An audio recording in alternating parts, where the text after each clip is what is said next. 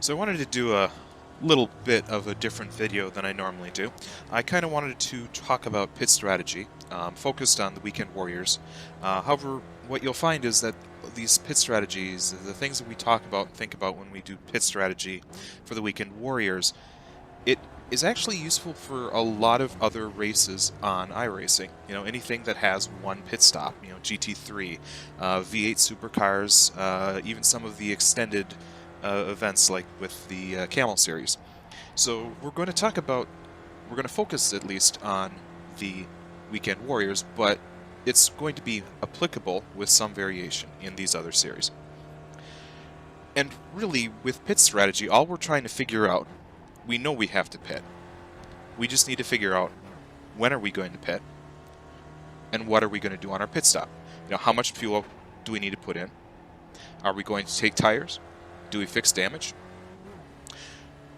The big thing about this is that pre-race planning prevents panic. If you do this work before the race, you can come in and focus on the race. You've done your homework, then you can just think about driving. So our first step is to figure out when to pit.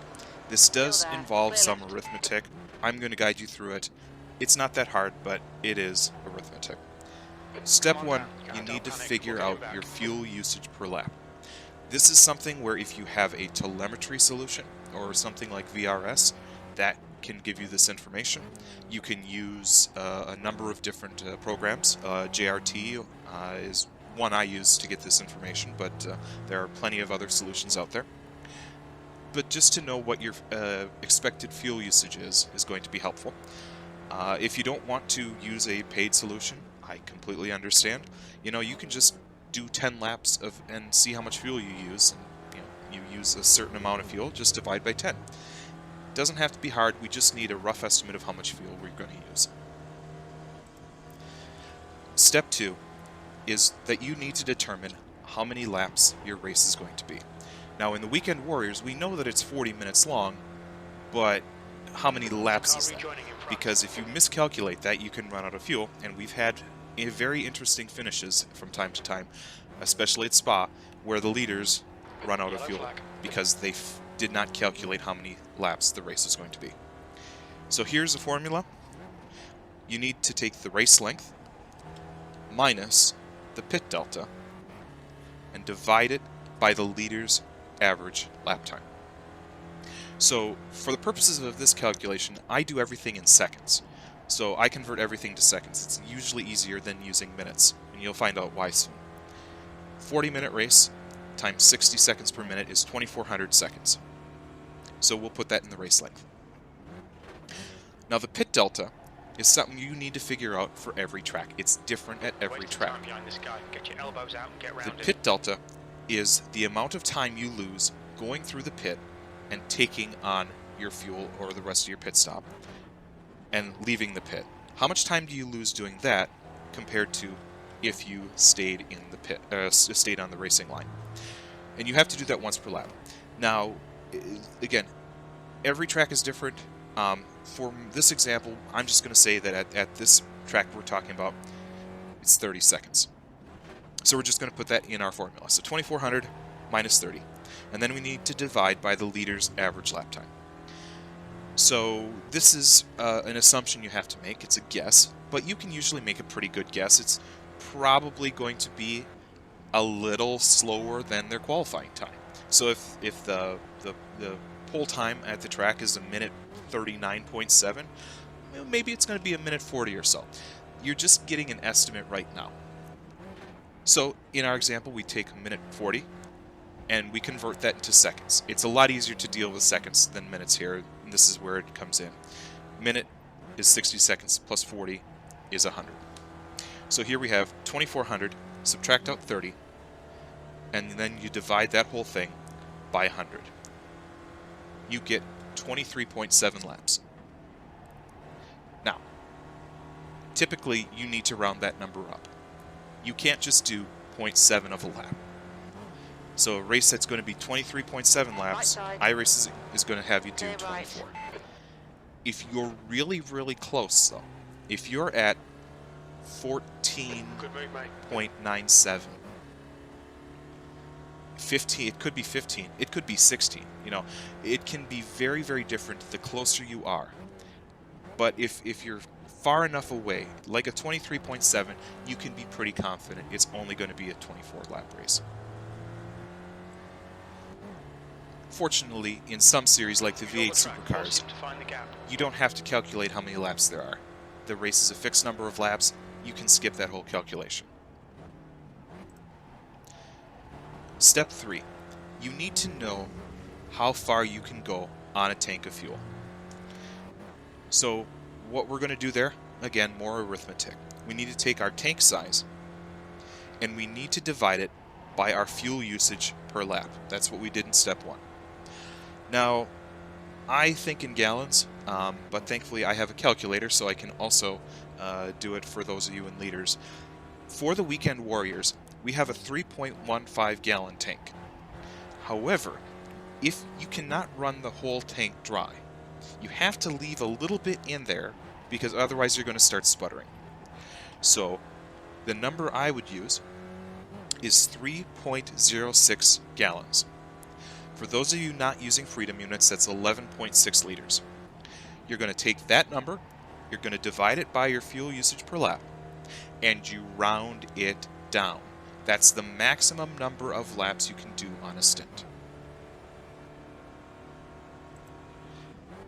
Step 4 is to determine what the earliest point of the race you can pit is. The reason to do this, even if you're not planning on pitting early, is just in case. Just in case you get involved in an accident, which is obviously somebody else's fault, but you get involved in an accident and you've got a lot of damage, you want to get it fixed, but you don't want to do a stop to get the damage fixed and then do another stop for fuel. Just knowing how early you can pit will help you lose the least amount of time if you decide to do that. Fortunately, this is really, really easy. You just take the length of the race that you figured out in step 2, and you subtract out the maximum stint length that we did in step 3. So in our example, we had a 24 race length, and we had a maximum stint length of 15. So lap 9, the end of lap 9, is the last, or is the earliest you can actually do a pit stop. Alright, step 5. This is what you've been waiting for. You just want to know how much fuel to put in, right? Here's where we take the work we did earlier and do the calculation. Take your fuel usage per lap, and that was what you had figured out in step 1. Multiply it by the number of laps in the race, which you found in step 2. And then you're going to subtract out that first figure from step 3, the amount of fuel that you can actually have in your tank. So in our example, we had 0.2 gallons per lap. Multiplied by 24 laps means we need 4.8 gallons for the entire race. The entire purpose of this is to just find out the maximum amount of fuel we should need. We could use less if we're saving fuel, and we're going to talk about that later. If we're drafting or things like that, it's probably going to be the least. But this is just something that you can go into the race with knowing I have a number, I'm going to put that much fuel into my tank, and I'm not going to run out of fuel during the race. So we know how much fuel we're going to use. What else are we going to do in our pit? Well, one of the things you have to think about are tires. Do you take tires? Do you not? So in the Spec Racer Ford Weekend Warriors races, don't take tires. Unless you have a really, really special circumstance. It's just not time efficient to take tires on your pit stop. It takes about 20 seconds to put tires on, but most of your fuel is going to be done in 12 seconds, so you're going to lose 8 seconds in your pit stop. Rough figures. Now, in other series, like V8 Supercars, you want tires. Camel, I know in the Audi, I usually take tires because it's free. They're free tires. It doesn't take me any longer to do a pit stop with tires or without, so it makes sense to do the tires. In Weekend Warriors, you also get one fast repair. If your car is damaged, you come in and pit, you get a new car. Once you use it, it's done. So if you're in an accident after it, well, then you don't have a fast repair, and you will have normal repair time in the pits. If you have just a small amount of damage, you probably don't want to use your fast repair. But if you're bent up, definitely take the free car. One of the unique things about a pit stop for weekend warriors is the amount of fuel that you put in. And this is what catches a lot of people out. Your pit box is only going to allow you to add 1 gallon, 2 gallons, or 3.15 gallons, which is 3.8 liters, 7.6 liters, or the full tank. However, when we did our math, we came up with a decimal that was between 1 and 2. We came up with 1.74 gallons. How do we, do we put in 2 gallons? No. You'll notice in the fuel box, it says add a certain amount of fuel, and then there's a box underneath it that says begin fueling. If you have the add highlighted, you can turn off the fueling by unchecking that box. A few ways of doing that. You can do it using your mouse, if you can do that. Otherwise, you can toggle the control. Now, I believe the normal setup is the spacebar. I use a Fanatec wheel, and I have a really cool switch on mine, and I have a button on my wheel that's set up so that if I press it in, it checks that box or unchecks it. So, and that is in the black box controls, and if I've edited this correctly, you should see it on your screen as well. There's traffic behind. Watch your mirrors. The track temperature's decreasing. We figured out what to do on our pit stop, but we do need to figure out when we're actually going to do our pit stop. There are a number of different strategies. I'm just going to talk about a few of them here. The first one is what I call the Stevie Ray strategy. He's the head of the league, but he's not the only person that does this. He's not even the only Steve that does this. So, but his strategy is to pit as soon as possible. There's some great advantages to it. First thing is that it's really, really easy. You can set everything up before you even start the race. You put the fuel on there, and you can focus on your race. It also has the advantage of being foolproof in the pits. So what we talked about a little while ago, about having to stop the fuel in the middle of the pit stop, you don't have to do that because you pit as early as possible. It's not going to overfill the tank. It's just going to max out the tank, and you're good to go. But there are some downsides to it. The first downside that I can see is that you lose the free repair. If you're maybe, it's a 40-minute race, you might be pitting 12 minutes into the race.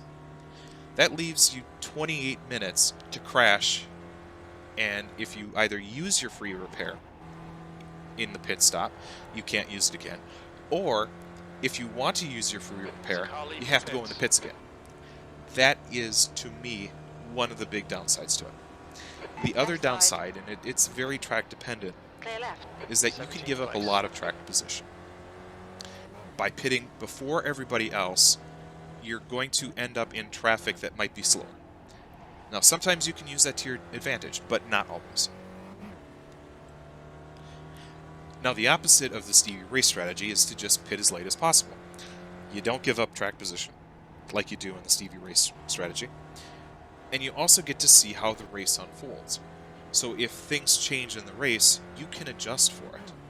Now, we've done all this work so that we have at least a good idea of a conservative amount of fuel, but if you find that you're using less fuel in the race, well, then you don't have to put as much in. Also, when you pit as late as possible, you give yourself the opportunity to do what in American football we call calling an audible. We had one plan, we're going to go to plan B. So if you're halfway through the race, and you were going to go 3 more laps before you pit, but then somebody crashes in front of you, well, you can just zoom into the pit right then. Even though your strategy is to pit as late as possible, you don't have to actually execute that like you thought you would. Another strategy, just right in the middle. You just do half the race, you pit, and then you do the other half of the race.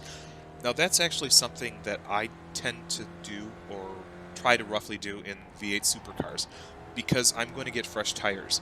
And the V8 supercars right now use really a lot of tire, or I have bad driving that's using too much tire. Maybe it's a little of both. But by doing it right in the middle, I'm getting the maximum out of each set of tires. That's another way to look at it.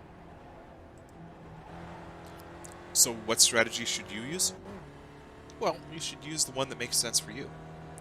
Or you can do what I do. I go into every race with all three strategies in my tool belt. I know the circumstances that are going to lead me to do an early pit. I know the circumstances that are going to have me do a late pit. I know the circumstances that are going to have me do a middle pit. And then when the race, whichever ways the race goes, I just use the pit stop in the manner that maximizes my race. Now there are, as I've touched on beforehand, there are other third-party apps, third-party programs that are going to help you use this. During the race, I use Joel Real Timing. It doesn't tell you everything, but it works well with the way I think. And if you think differently from me, and for your own sake, I sure hope that's true, you might find a different program more to your liking. I do know, I see this in Jeff Jacobson's videos, Little Blue Neon on YouTube. His latest videos have the Kappa Apps fuel calculator, and it looks really neat, and it looks to do everything just right. You might like that. I do know there's a program called SODE, just so many different programs, I couldn't even list them all. Certainly it's worth looking at if you are looking for something that's going to help you maximize your pit stops. Is it required? No. Is it helpful? Maybe. So let's end on a little controversy. Let's talk fuel saving. My opinion on fuel saving is that as a primary strategy, it makes no sense. But it can be a secondary effect of other strategies. To save fuel, you take your foot off the accelerator. It's fairly simple how iRacing does it. And, so one way of saving fuel would be, well, maybe you back off of the accelerator before you get to the turn. And so you're using less fuel. But the downside is that you're making your lap slower. And if you're just driving around the track by yourself, the amount that you're going to be slowing down your laps to save fuel, you're going to lose way too much time that you're not going to gain in your pit stop. But saving fuel does enter into a race as a whole. So as of this recording, I'm recording right after our Phillip Island race. Now, Phillip Island is a wonderful track. It's a great track in this car. But the races are draft races. It's very, very difficult to get away from other people. So after the start shook out, and I was in a 3-car battle with Michael Dobek and Bobby West. And I'm evaluating my situation. I have a little damage on the front end, so I may have some compromised top speed. Still there. Clear right. Both drivers, so I know Michael. I've driven against him quite a bit. I know he's a very safe driver. I'm comfortable being near him on the track. Bobby West, at this time, I don't know much about him. I haven't had the opportunity to race a lot against him. But I also don't think he has a reputation of being a lightning rod. We're in a metal car. Stay away from lightning rods. I think he's going to be a decent person to race against, so I'm not uncomfortable being next to these two cars. So I don't think I can actually escape these two cars. And I'm not in a position where I think I need to escape these cars. I'm not uncomfortable racing against these guys. So then, at that point, it's a draft track. Why would I try to lead this pack? If I stick behind and just let... Bobby was leading at this point. Bobby can lead. He's going to lead safely. and Michael was right behind him. Why am I going to race hard when I can just save some fuel and continue my race? So that's what I'm talking about. The fuel saving is secondary, and it's a definite benefit. I can have a faster pit stop, but it's not a primary motivation. So yeah, that's what fuel saving is about. It is beneficial, but it just doesn't stand on its own. There's a So I car hope you've rejoining. learned something in this that you're able to take to your races. But if not, I will give you double your money back. See you on the track.